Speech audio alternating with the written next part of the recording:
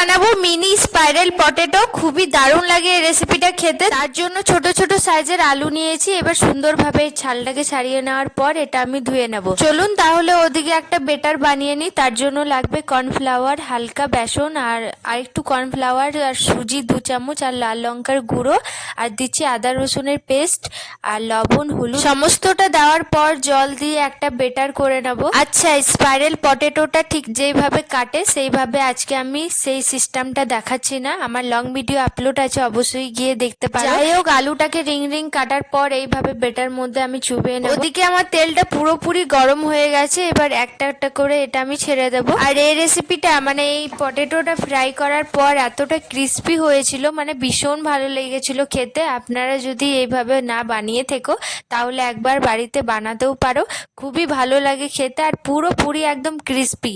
তো যাই হোক, ভিডিওটা ভালো লেগে থাকে লাইক